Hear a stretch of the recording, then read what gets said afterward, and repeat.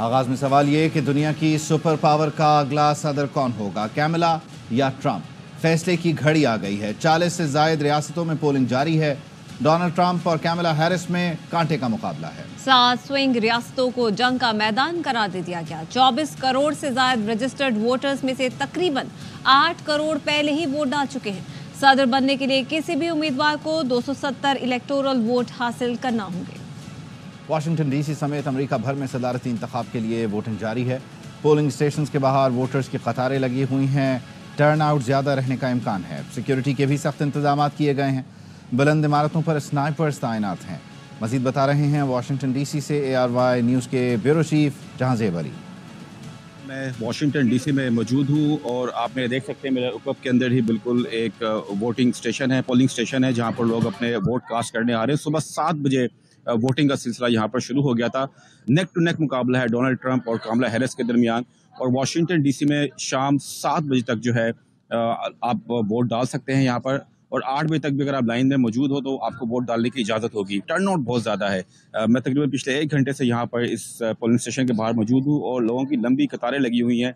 Security के सख्त तरीन इंतजाम हैं। कांग्रेस की इमारत को और वाइट हाउस को जो है जंगले लगाकर लोहे की जो है वो किले में तब्दील कर दिया गया है और स्नाइपर्स तक बिठाए गए हैं जो बड़ी बड़ी यहाँ पर बिल्डिंग्स हैं, ये इस किसी भी सिक्योरिटी सूरत हाल से निपटने के लिए। और अब आपको बताएं कि पाकिस्तान के मकबूल तरीन ड्रामे कभी मैं कभी तुम की आखिरी किस्त पाकिस्तान समेत दुनिया भर के नाजरीन ने ARY डिजिटल पर नजरें जमा ली। ड्रामे की आखिरी किस्त बड़े पर्दे पर भी दिखाई जा रही है। पाकिस्तान भर के सिनेमा घरों में खिड़की तोड़ रश है। मुस्तफा और शर्जीना की मोहब्बत की कहानी का अंजाम क्या होगा? नाज़रीन के दिलों की धड़कनें बेकाबू हैं।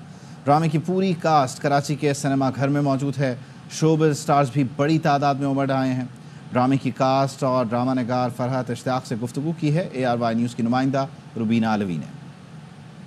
कभी मैं कभी तुम, आज उसकी आखिरी किस्त जो है वो सिनेमा घरों में दिखाई जा रही है। लोगों पर सहर तारी है इस ड्रामे का। हमारे साथ इस वक्त मौजूद हैं इस ड्रामे की राइटर फरहत इश्तियाक। मैं एक लव स्टोरी लिखना चाहती थी जिसमें ह्यूमन इमोशन की बहुत डेप्थ हो, एक फैमिली की कहानी हो जिसके साथ हर कोई रिलेट कर सके। देखिए, अल्लाह की वजह से हुआ है ये सब कुछ। हम सिर्फ कोशिश कर सकते हैं, वी ओनली ट्राइड।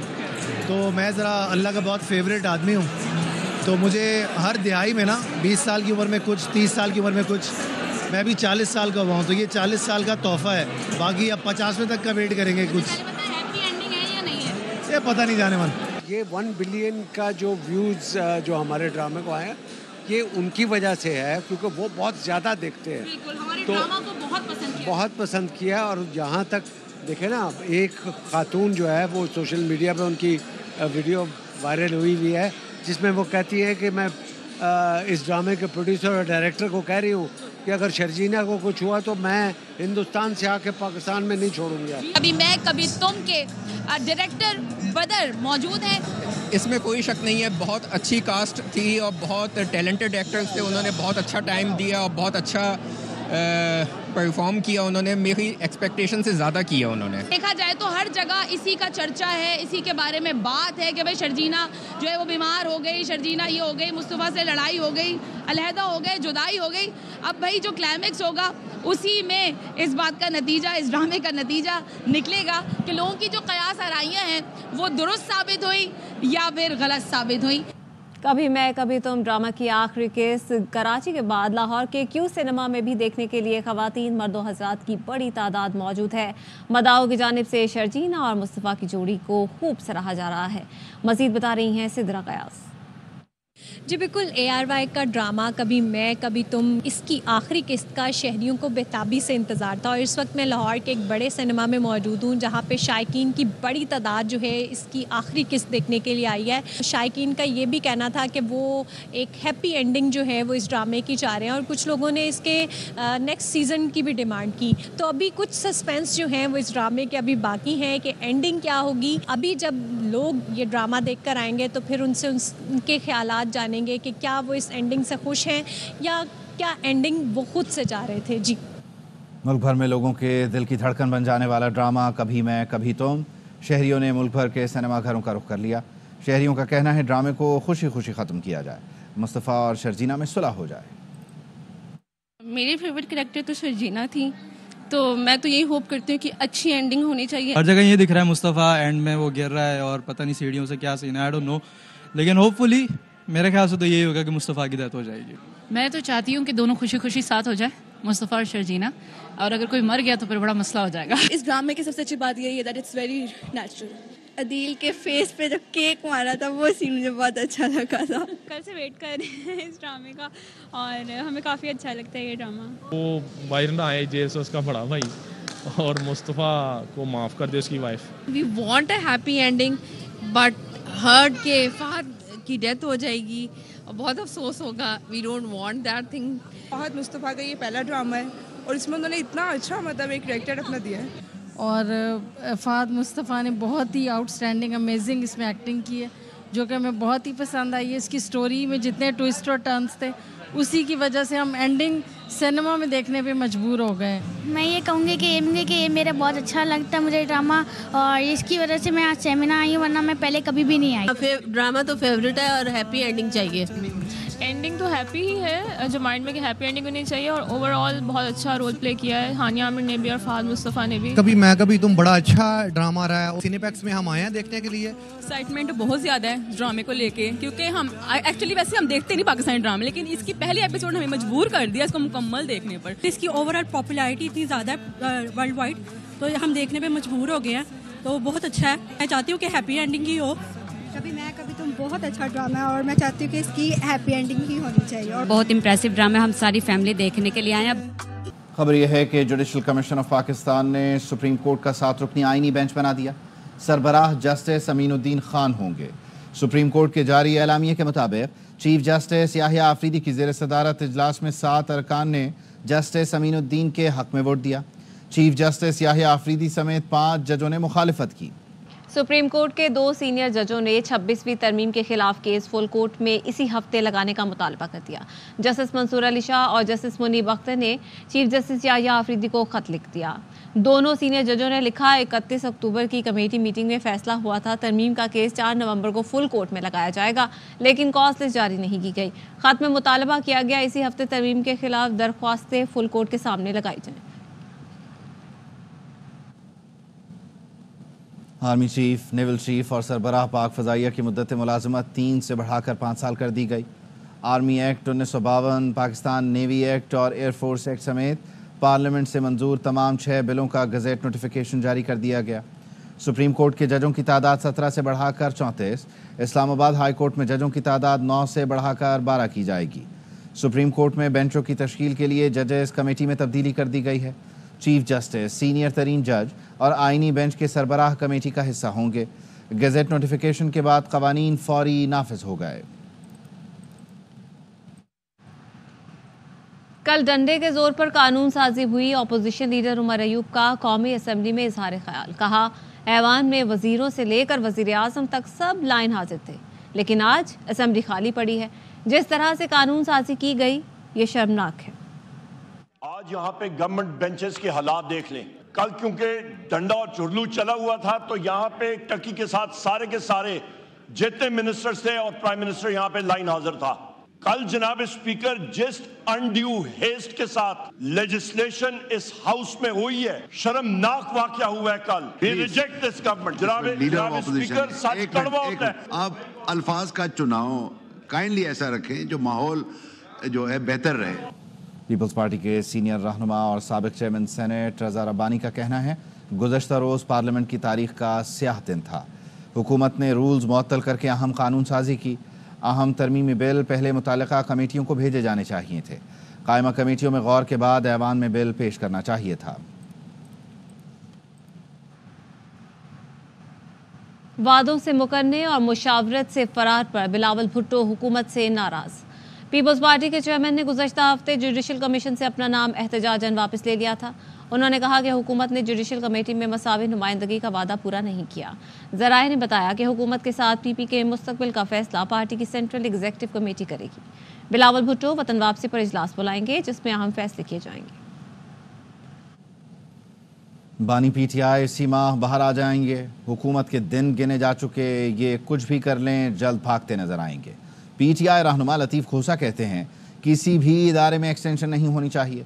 शेख वक्कास अकरम ने कहा, फुल कोर्ट पर असरअंदाज होने के लिए जजेस की तादाद बढ़ाई गई। सुन्नी इत्तेहाद काउंसिल के साहिबजादा हामिद रजा बोले, कल कौमी असम्बली में कानून साजी नहीं, तमाशा किया गया। जजेस आप 34 तक ले गए हैं इंक्लूडिंग चीफ जस्टिस, ये उसको इन्फ्लुएंस करेगा। जजेस आपने कहाँ से लेके आने? आपको जज ऑलरेडी नहीं मिल रहे। सुप्रीम कोर्ट को डोर मैट बना दिया है। इससे बड़ा जुल्म जो है किसी जमहूरियत में किसी इदारे के साथ क्या हो सकता है? किसी महकमे में तोसी नहीं होनी चाहिए।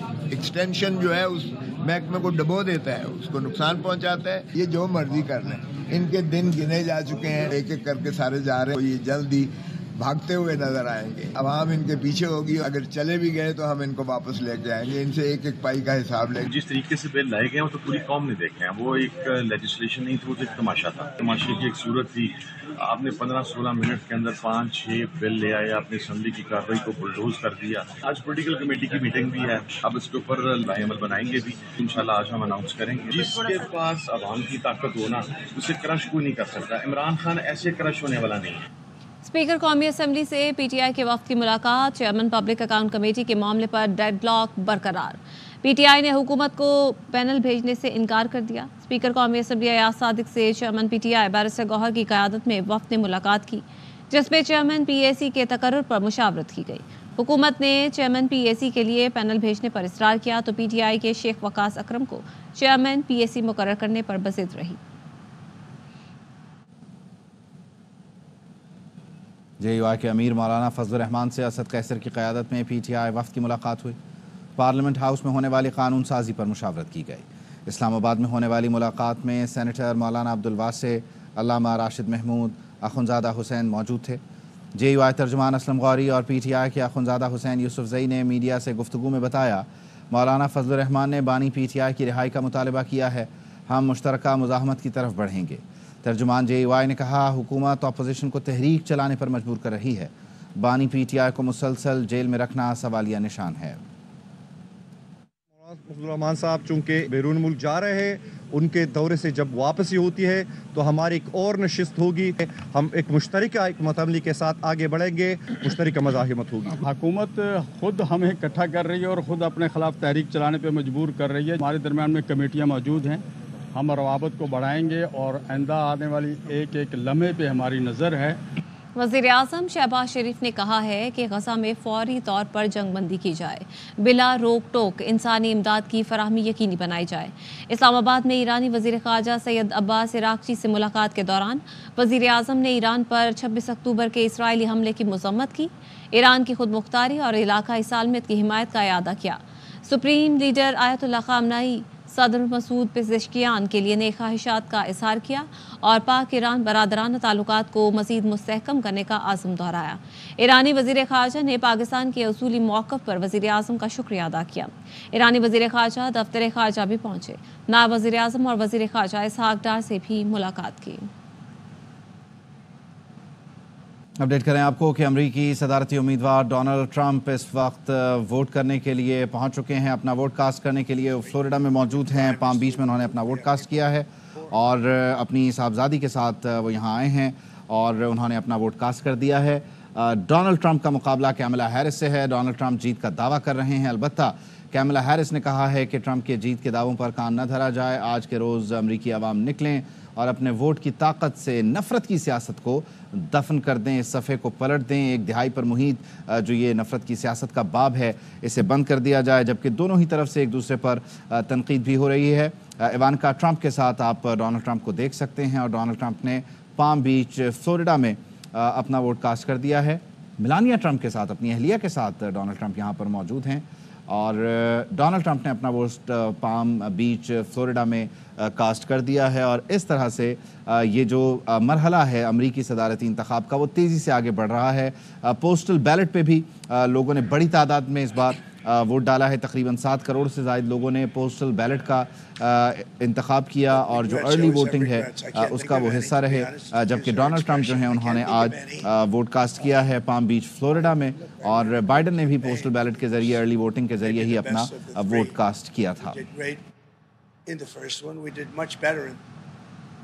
और अमेरिका की दूसरी रियासतों की तरह टेक्सास में भी वोटिंग का आगाज़ हो चुका है और ह्यूस्टन में हमारे नुमाइंदे गज़नफ़र हाशमी एक पोलिंग स्टेशन पर मौजूद हैं, उनसे बात करते हैं। गज़नफ़र बताएगा।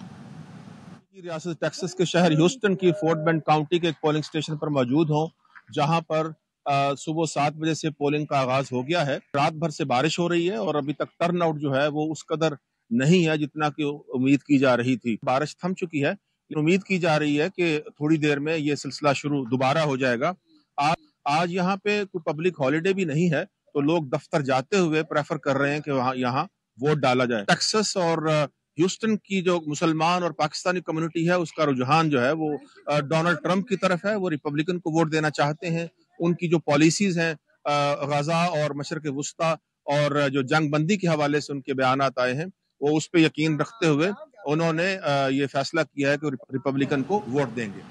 और अमेरिका की रियासतों की तरह टेक्सास में भी पोलिंग का आगाज़ हो चुका है और दुनिया की सुपर पावर का नया सदर कौन होगा, इसका फैसला आज पोलिंग के बाद किया जाएगा। अमेरिका में सदारती इंतखाब के लिए इस वक्त पोलिंग जारी है। न्यूयॉर्क, कनेक्टिकट, न्यू जर्सी और वर्जीनिया समेत 8 रियासतों से वोटिंग डे का आगाज़ हुआ और रियासत ओहायो में नमाज फजर के बाद ही मुसलमानों की वोटिंग के लिए लंबी कतारें भी लग गईं।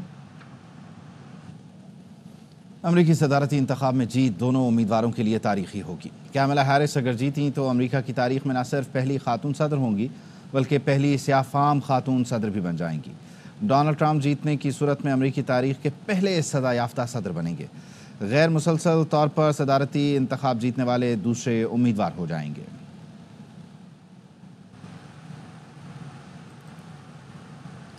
और इसके साथ ही न्यूज़ बुलेटिन से फिलहाल इतना ही।